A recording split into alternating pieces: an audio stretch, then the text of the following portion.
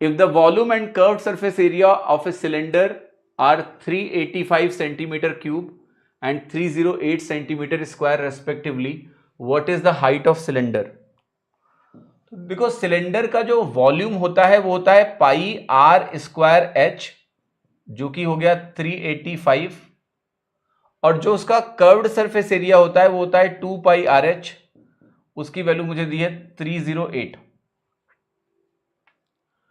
अब सवाल ये पूछ रहा है कि मुझे हाइट बता दो, तो आप सबसे पहले एक काम करना, देखो हाइट बताने के दो तरीके हैं। एक तरीका तो हमारा ये है कि हम यहां से पहले डिवाइड कर लें और डिवाइड करके हम आर की वैल्यू को निकाल लें, ठीक है। तो आप कहोगे देखो ये पाई से पाई कट जाएगा, आर से आर कट जाएगा, कटेगा कि नहीं कटेगा? यस। एच से एड कट जाएगा, तो यहां आपको मिलेगा आर की वैल्यू 385 इंटू 2 बटा 308, इसको काटोगे तो 154 बन जाएगा। आगे की कहानी क्या है, 7 से काट लो, 7 पचे 35, 7 पचे 35, और ये वैल्यू 7 से कटेगी, 7 दूनी 14, 7 दूनी 14। अब आपको दिख रहा होगा 5 से काट सकते हैं, मतलब 11 से काटेंगे तो 5/2 आ जाएगा। तो रेडियस की वैल्यू 5/2 आ गई। अब रेडियस अगर 5/2 आ गया तो मुझे क्या निकालना है, एच की वैल्यू निकालनी है। यस, तो how do I figure out H?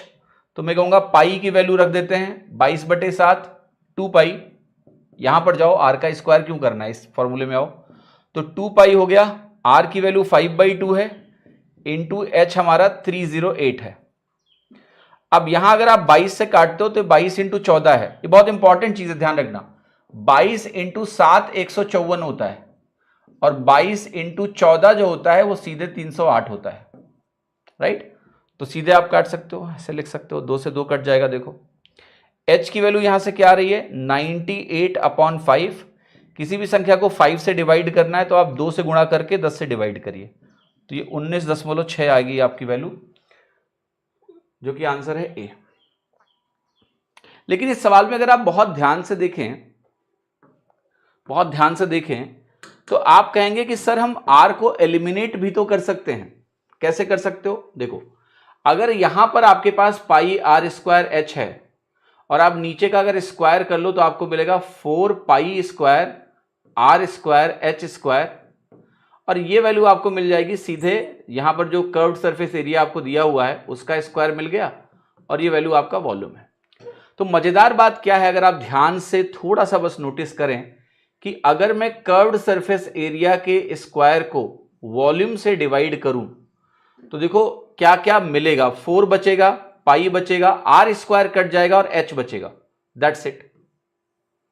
पाई एक कटेगा, आर स्क्वायर पूरा कट जाएगा, एक एच बचेगा, 4 पाई एच।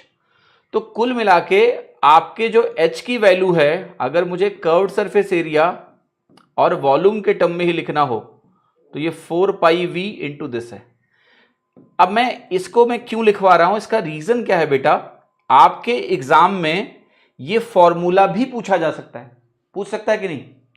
वो कह सकता है कि मुझे ये बताओ कि कर्व्ड सरफेस एरिया अगर मान लिया उसको हम CSA से डिनोट कर रहे हैं, वॉल्यूम को हम मान लिया V से डिनोट कर रहे हैं, तो बताओ हाइट सिलेंडर की क्या होगी, कौन सा एक्सप्रेशन करेक्ट है? ये सवाल भी एग्जाम में आ सकता है। तो ये प्रोसेस एक बार करके रखो, याद रहेगा तो आप सीधे लगा देना, अगर नहीं रहेगा याद तो एटलीस्ट प्रोसेस कम से कम एक बार गो थ्रू हो चुके हो।